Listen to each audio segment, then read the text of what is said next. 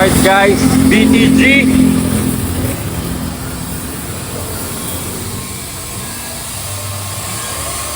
Underwash tayo guys. Full service underwash saka body interior. So ayan guys. Check it out. Nakita nyo naman guys. So first time ma-underwash yan. Nang matindi-tindi. So napapasilitan but not really ganyan ka lupet na malilinis lang. So dito lang yan guys sa Octane. So yun guys. So importante din yan na ina-underwash natin guys yung ating car. So para makita natin yung mga ilalim o if may mga leak, something like that. Alright. So yun guys.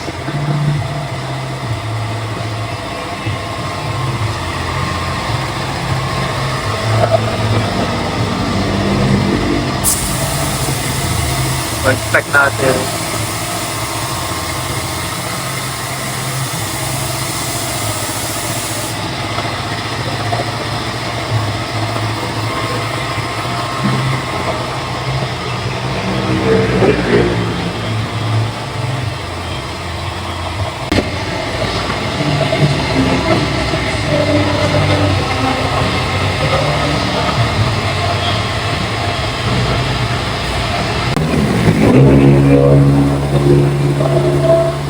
Alright, it's clean guys.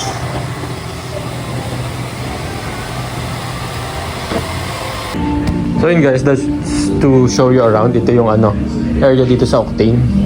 So yan. Yan yung mga motor. Tapos dito yung sa bar nila. So doon yung sa coffee.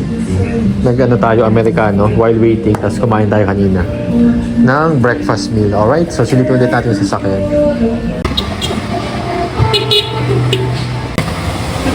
Damn guys, Nissan Cefiro V6. Ibira tayo makakita ng mga ganyan guys. Classic, ganda oh. Forma. Kita ko sa side, meron siya ng parang sunspray na shape.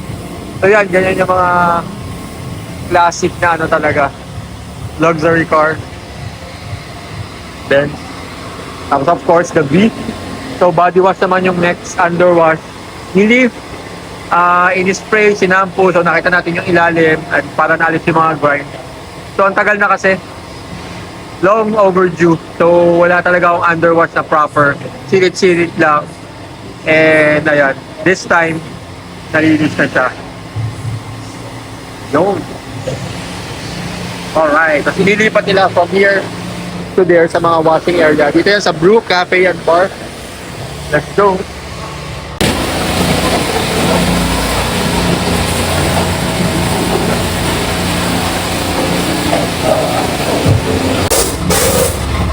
Alright guys, premium wash. Car wash done, super solid guys. Tab, solid, Octane car wash. Second time here with the underwash. So shout out sa mga Octane boys. Suabe. Let's go.